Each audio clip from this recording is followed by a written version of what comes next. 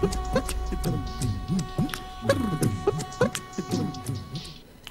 दौसा के सिकराय से, जहां पर महिला एवं बाल विकास राज्य मंत्री ममता भूपेश ने कोठड़ा पंचायत के नवीन भवन का शिलान्यास और पद दंगल सांस्कृतिक कार्यक्रम में शिरकत की। कार्यक्रम के दौरान ग्रामीणों और कार्यकर्ताओं ने मंत्री का स्वागत किया और गांव की विभिन्न समस्याओं से भी अवगत कराया। इस दौरान मंत्री ने कहा कि सिकराय विधानसभा क्षेत्र के विकास के लिए किसी प्रकार की कोई कमी नहीं आने दी जाएगी। क्षेत्र का विकास बिना भेदभाव प्राथमिकता के आधार पर कराया जाएगा। साथ ही उन्होंने कहा कि ग्रामीण क्षेत्र के लिए सड़क, शिक्षा और पानी बहुत ही मुख्य स्रोत है और कांग्रेस सरकार हर ग्राम पंचायत मुख्यालय को सड़क, शिक्षा, चिकित्सा के अलावा ग्राम पंचायत मुख्यालय पर IT केंद्रों का निर्माण कराकर उन्हें डिजिटल सुविधाओं से जोड़ रही है, ताकि लोगों को ग्राम पंचायत मुख्यालय पर ही सरकारी योजनाओं का लाभ मिल सके।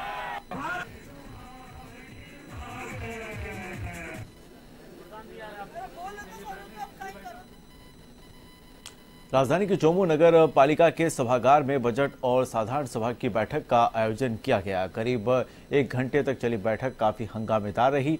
बैठक में आंकड़ों को लेकर निर्दलीय पार्षद महेंद्र कुमावत ने जमकर हंगामा किया।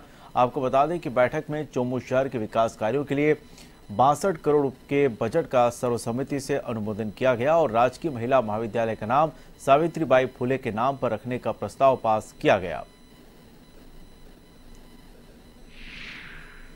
देखिए, बैठक के अंदर 2 प्रकार के एजेंडे थे। एक बजट का अनुमोदन का था, दूसरे कुछ विकास कार्यों के थे। लेकिन जिस तरीके से बोर्ड मीटिंग के अंदर पिछली बार जो अनुमानित बजट पेश किया गया था वो लगभग 80 करोड़ रुपए के आसपास था, लेकिन अब की बार 18 से 19 करोड़ रुपए की कमी का अनुमानित बजट जो पेश किया गया, मेरे ख्याल से राज्य सरकार चोमू विधानसभा क्षेत्र का या चोमू नगर पालिका क्षेत्र के अंदर विकास नहीं चाहती। और जो अधिकारियों ने बताया कि साहब अब की बार हमारे राज्य सरकार के कुछ मदों का पैसा आता था, वो राज्य सरकार ने वो मदें बंद कर दी। तो इसका मतलब सीधा सीधा ये कि सरकार के पास खजाना खाली है, विकास कराना नहीं चाहती, बड़े बड़े वादे कर लिए और चुनावी वादों के आधार के ऊपर ये विकास के आगे बढ़ाने की बात कर रहे थे। अब जो बजट पेश किया गया उससे आंकड़े सामने आ गए कि सरकार कितना विकास कराना चाहती है।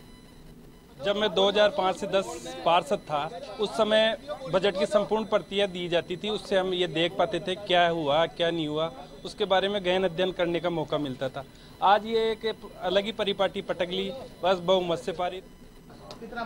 आज बजट बैठक में 62 करोड़ 77 लाख रुपए का बजट सर्वसम्मति से पारित किया गया है, जो विभिन्न विकास कार्यों, सैलरी एवं अन्य मदों में खर्च किया जाएगा।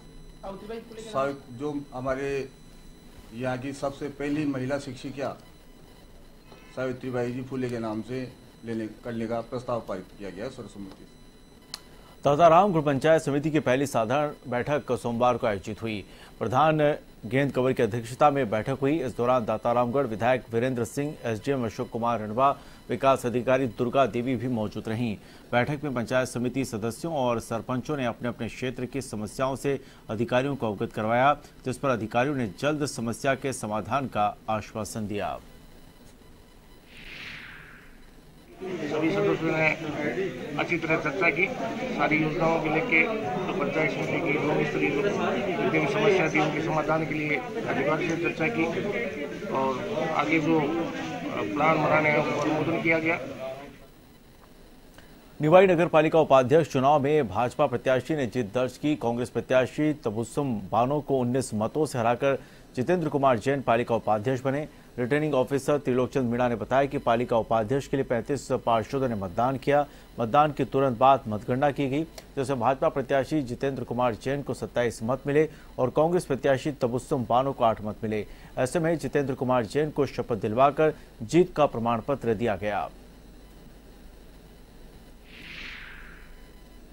निवाई की जनता का बहुत बहुत शुक्रिया, आभार व्यक्त करना चाहता हूँ। इन्होंने मेरे को जिताया ही नहीं, एक मैंडेट दिया ताकि हम नगर पालिका में पहुँच सके और भाई दिलीप भाई को एनसीपी चुनाव लड़कर भाजपा में आए और उनका स्वागत बीजेपी में बहुत बहुत। और प्राथमिकताओं का सवाल ये है कि मेरी पहली प्राथमिकता निवाई नगर का संपूर्ण विकास, जहाँ भी रोडें वगैरह टूटी हुई है, सफाई का जहाँ तक पूर्ण रूप से निवाई को स्वच्छ भारत के तहत पूरा क्लीन स्मार्ट सिटी बनाया जाएगा, यही प्राथमिकता। कोटपुतली नगर पालिका में नया बोर्ड बनने के बाद पहली सदन की बैठक हुई। बैठक में पक्ष विपक्ष के पार्षद समेत नगरपालिका अध्यक्ष पुष्पा सैनी, अधिशासी अधिकारी चंद्रकला वर्मा और विधायक राजेंद्र यादव मौजूद रहे। बैठक में सर्वसहमति से 1 अरब 6 करोड़ 1 लाख रुपए का बजट पारित किया गया।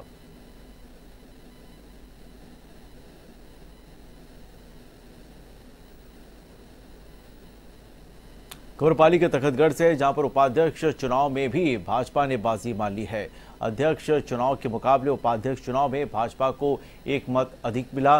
निर्वाचन अधिकारी देवेंद्र कुमार यादव ने बताया कि उपाध्यक्ष पद के चुनाव में भाजपा से मनोज नामा, कांग्रेस से विक्रम खटीक और निर्दलीय के रूप में अन्यराज मेवाड़ा मैदान में थे।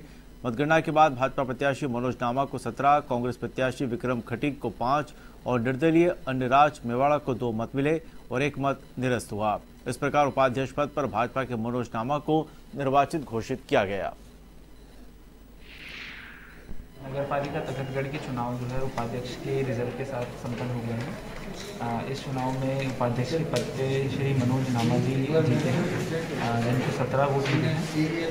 25 में से 1 वोट जो है हमने खारिज करा है, क्योंकि 2 जनों को उन्होंने वोटिंग कर रखी थी और इसी के साथ चुनाव संपन्न। भारतीय जनता पार्टी पर तखतगढ़ की जनता ने अपना पूर्ण भरोसा जताया है और हम उस भरोसे को कायम रखते हुए आगामी 5 साल है वो तखतगढ़ के विकास में अपना जितना सहयोग हो सकेगा उतना पूर्ण रूप से परिश्रम करके सहयोग करेंगे। जीत का श्रेय किसको दोगे? भारतीय जनता पार्टी के हमारे जो विधायक है, जिला संगठन है और तखतगढ़ की सबसे बड़ी जनता है, जिनकी जनता का आशीर्वाद मिला और उससे हमने इस प्रकार की सफलता प्राप्त की। निकाय प्रमुख के चुनाव के बाद सोमवार को उपाध्यक्ष के भी चुनाव संपन्न हो गए हैं। सीकर के फतेहपुर और रामगढ़ में कांग्रेस का कब्जा हो गया। इन दोनों नगरपालिकाओं में कांग्रेस के अध्यक्ष बने हैं। साथ ही अब उपाध्यक्ष पद पर भी कांग्रेस ने कब्जा जमा लिया है। तो वहीं नागौर की मेड़ता नगरपालिका में भी कांग्रेस को सफलता मिली है। यहाँ कांग्रेस के सलीम गोयल ने उपाध्यक्ष पद पर जीत हासिल की है। सीकर के फतेहपुर में कांग्रेस की निकिता और रामगढ़ में कांग्रेस के जमील जीते हैं। ऐसे में सभी विजय प्रत्याशियों को शुभकामनाएं दी गई।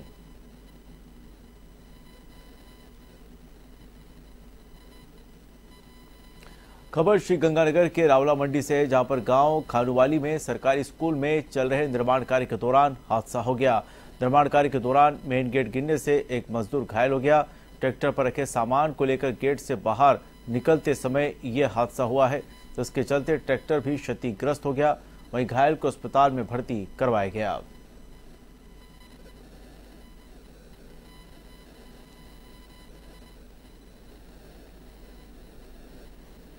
दौसा के सिकंदरा थाना क्षेत्र में रेता गांव के पास एक बस दुर्घटनाग्रस्त हो गई। हादसे में 10 यात्री घायल हो गए, जिन्हें जिला चिकित्सालय में भर्ती कराया गया। वहीं गंभीर घायल को जयपुर रेफर किया गया। आपको बता दें कि ब्यावर से गोवर्धन जारी बस रेटा के पास ओवरटेक करने के प्रयास में ढाबे पर खड़े ट्रक से टकरा गई, जिसमें बस में सवार 10 यात्री घायल हो गए। फिलहाल पुलिस पूरे मामले की जांच में जुट गई है।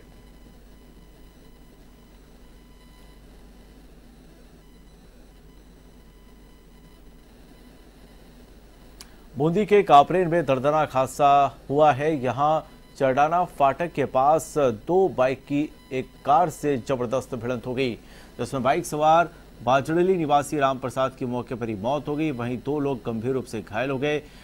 हादसे की सूचना पाकर मौके पर पहुंची पुलिस ने दोनों घायलों को कापरेन अस्पताल पहुंचाया, जहां से प्राथमिक इलाज के बाद दोनों को कोटा रेफर किया गया। फिलहाल कापरेन पुलिस मामले की जांच में जुट गई है।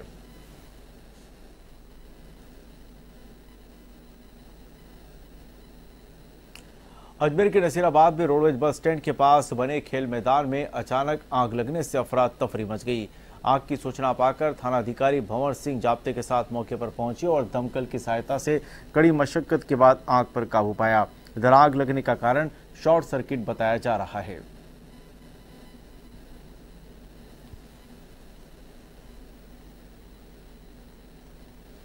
खबर राजसमंद के देवगढ़ से, जहां पर एक बाइक अनियंत्रित होकर सूखी नदी में जा गिरी। इस हादसे में बाइक पर सवार स्वाधड़ी निवासी मदन लाल और पन्ना सिंह रावत गंभीर रूप से घायल हो गए। हादसे के बाद दोनों घायलों को अस्पताल पहुंचाया गया, जहां दोनों का इलाज जारी है।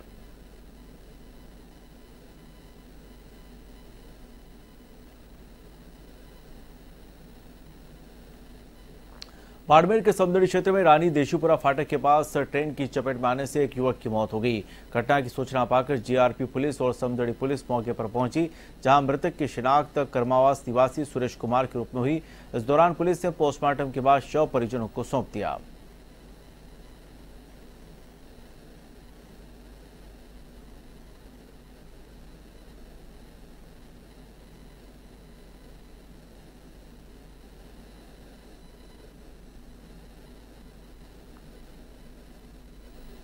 राजसमंद के भीम में ट्रांसफार्मर से ऑयल चोरी करते वक्त विद्युत सप्लाई शुरू हो गई, जिससे चोर की मौके पर ही मौत हो गई। ऐसे में विद्युत कर्मचारियों ने घटना की जानकारी विद्युत विभाग एएन एसपी सिंह और देवड़ थानाधिकारी दिलीप सिंह को दी, जिसकी सूचना पाकर मौके पर पहुंची पुलिस पूरे मामले की जांच में जुट गई है।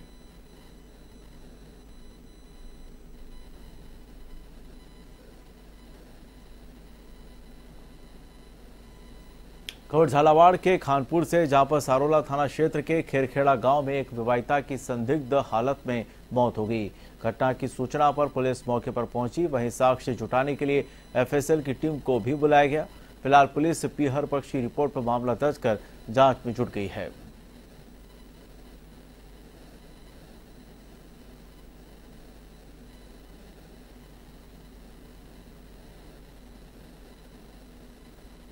खबर भीलवाड़ा के जहाजपुर से, जहां पर लाड़ी जी का खेड़ा गांव में एक युवक की बेरहमी से की गई पिटाई का वीडियो सोशल मीडिया पर वायरल हो रहा है। इस वीडियो में कानून को अपने हाथों में लेते हुए कुछ लोग युवक से मारपीट करते नजर आ रहे हैं।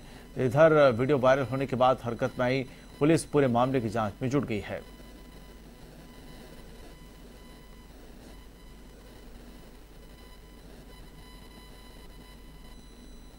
जयपुर जिले की अमरसर थाना पुलिस और डीएसटी टीम को एक बड़ी सफलता मिली है।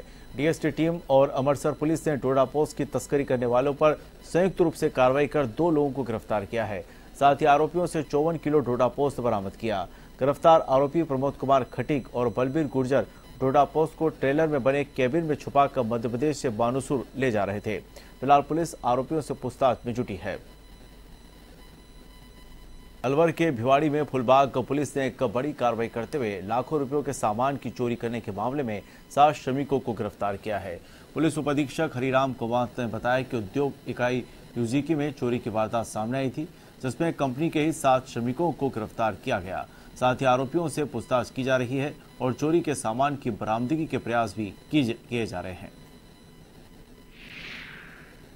उनके यहाँ काम करने वाले कुछ जो वर्कर हैं, जो ठेकेदार के माध्यम से उनके यहाँ काम कर रहे थे, उसमें 7-8 वर्करों का उन्होंने नाम बताया और नामजद रिपोर्ट दर्ज करवाई कि वो एक स्पेसिफिक तरीके से, जैसे पाँव में वो फ्यूज वगैरह बांध करके और इस तरह से लगातार चोरी करते रहे हैं। और इसके क्रम में एक जो श्रमिक है उसका नाम भूपेंद्र, दूसरे का विजेंद्र, तीसरे का भगवती प्रसाद, चौथा एक राजेश है, 5वां अजय कुमार, एक विष्णु और विवेक, इन व्यक्तियों के नाम बताए। और वास्तव में इस पे प्रकरण दर्ज करके नौकर द्वारा जो चोरी करने का एक प्रकरण इसमें फूलबाग थाने पे दर्ज करके अनुसंधान किया गया। तो घटना जयपुर में इन दिनों चोरों ने जमकर धमाचौकड़ी मचा रखी है। वहीं चोरों के आगे पुलिस प्रशासन भी पस्त नजर आ रहा है। ताजा मामला कानोता थाना क्षेत्र का है, जहां पर चोरों ने एक मकान से लाखों रुपयों के जेवरात और नकदी पार कर हाथ साफ कर दिए। दरअसल लक्ष्मी विहार कॉलोनी निवासी हनुमान साय किसी काम के सिलसिले में अपने परिवार के साथ गांव गया हुआ था, तभी बदमाशों ने इस वारदात को अंजाम दिया। बहरहाल पुलिस सीसीटीवी फुटेज के आधार पर चोरों की तलाश में जुट गई है।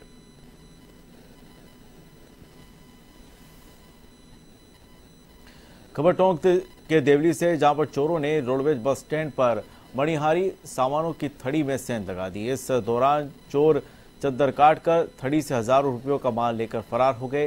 इधर वारदात की सूचना पाकर पहुंची पुलिस ने मौका मुआयना किया। फिलहाल पुलिस पूरे मामले की जांच में जुट गई है।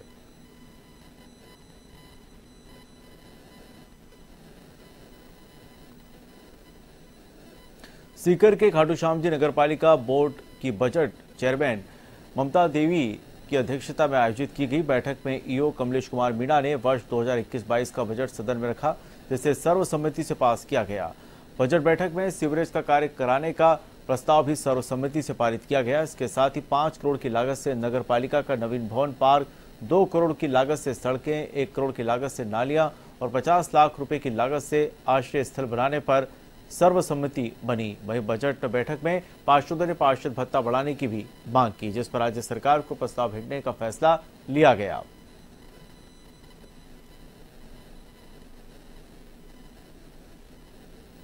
झालावाड़ जिले की डग पंचायत समिति में 5 दिवसीय सरपंच और ग्राम विकास अधिकारी का आवासीय प्रशिक्षण शिविर का शुभारंभ हुआ। शिविर के प्रभारी हेमंत कश्यप ने बताया कि पंचायत समिति के सरपंचों और ग्राम विकास अधिकारियों को उनके काम के बारे में बताया जा रहा है। साथ ही सभी को राज्य सरकार की विभिन्न योजनाओं के बारे में और उनके क्रियान्वयन में आ रही परेशानियों पर विचार विमर्श भी किया जा रहा है। ये है कि ग्राम पंचायत और सरपंच के जो दायित्व हैं, जो उनके कृत्य हैं, उनकी जो पावर है, उन शक्तियों के बारे में उनको बताना, और ग्राम पंचायत में जो वार्ड पंच वगैरह है या महिला कोई आती है उसमें के अंदर, तो उसके क्या दायित्व है, उसके प्रपोजल को लेना क्यों ज़रूरी होता है, उसके संबंध में ये प्रशिक्षण रखा गया है। 5 दिन का प्रशिक्षण है। बीकानेर के कोलायत पंचायत समिति सभागार में साधारण सभा की बैठक आयोजित की गई। बैठक की अध्यक्षता प्रधान पुष्पा देवी सैठिया ने की और सभा में उच्च शिक्षा मंत्री भंवर सिंह भाटी भी मौजूद रहे। बैठक में क्षेत्र के बिजली, पानी, शिक्षा, स्वास्थ्य, कृषि विभाग, मनरेगा, पशुपालन समेत विभागों की समस्याओं से अधिकारियों को अवगत करवाया गया, जिस पर मंत्री भाटी ने समस्याओं को जल्द से जल्द हल करवाने के निर्देश संबंधित अधिकारियों को दिए। आज पंचायत समिति कोलायत की प्रथम साधारण सभा आयोजित की गई और इसमें हमारे पंचायती राज के नवनिर्वाचित जनप्रतिनिधिगण शामिल हुए। राजस्थान की सरकार के द्वारा किए जा रहे कार्यों को, राजस्थान सरकार की जन कल्याणकारी योजनाओं को आम आदमी तक पहुंचाने में हमारे जनप्रतिनिधियों का बड़ा अहम रोल रहता है। और आज की मीटिंग बहुत ही सारगर्भित रही। पानी, बिजली, सड़क सहित तमाम मुद्दे उठाए गए और इसमें नरेगा से संबंधित जो वार्षिक कार्य योजना है उसका भी अनुमोदन किया गया। तो मैं समझता हूं कि जनप्रतिनिधि और अधिकारी मिलकर के कोलायत पंचायत समिति क्षेत्र के विकास के लिए ज़्यादा से ज़्यादा कार्य करेंगे। ये आज की इस मीटिंग में पूरी चर्चा के बाद हमने ये महसूस किया है और आने वाले समय में नरेगा के माध्यम से जो कार्य किए जाएंगे उनकी कार्य योजना भी बनाई गई। चूरू के तारानगर में पंचायत समिति प्रधान संजय कस्बा की अध्यक्षता में सरपंच और ग्राम विकास अधिकारी की संयुक्त 5 दिवसीय कार्यशाला का शुभारंभ हुआ। सबसे पहले आए हुए अतिथियों का स्वागत किया गया, जिसके बाद विकास अधिकारी संत कुमार मीणा और प्रधान कस्बा ने सभी से गांव में विकास की रूपरेखा बनाने और सरकार की विभिन्न योजनाओं को ग्राम स्तर पर लागू करने को कहा।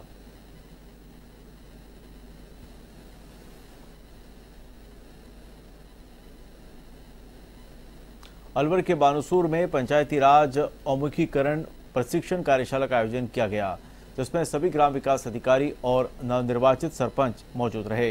बानुसूर विकास अधिकारी गुलाब सिंह ने बताया कि सभी ग्राम विकास अधिकारी और नवनिर्वाचित सरपंचों को 5 विभागों कृषि, शिक्षा, चिकित्सा, पशुपालन विभाग और महिला बाल विकास के संबंध में जानकारी दी गई। साथ ही फ्लैगशिप स्कीम, प्रधानमंत्री आवास योजना, स्वच्छ भारत मिशन, महात्मा गांधी नरेगा और जन्म मृत्यु पंजीयन के बारे में जानकारी दी गई।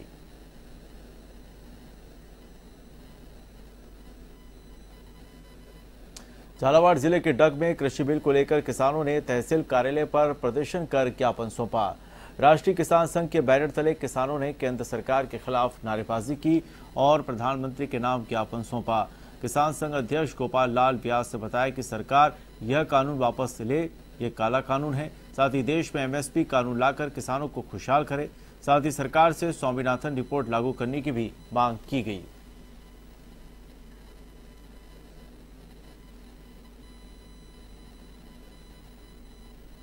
जालोर के रानीवाड़ा में राम मंदिर निधि समर्पण अभियान के तहत भव्य वाहन रैली निकाली गई। इस रैली का जगह जगह स्वागत भी किया गया। इस दौरान भगवान राम के जयकारे लगाते हुए राम भक्तों ने आमजन से निधि संग्रह अभियान में बढ़ चढ़कर भाग लेने की अपील भी की।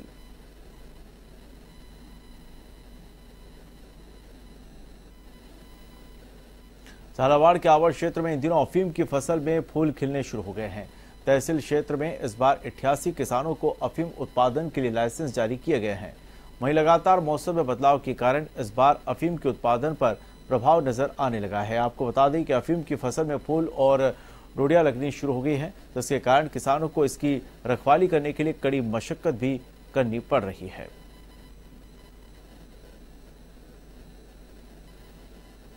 तो चलिए गांव की दुनिया में फिलहाल इतना ही, लेकिन खबरों का सिलसिला जारी रहेगा। नमस्कार।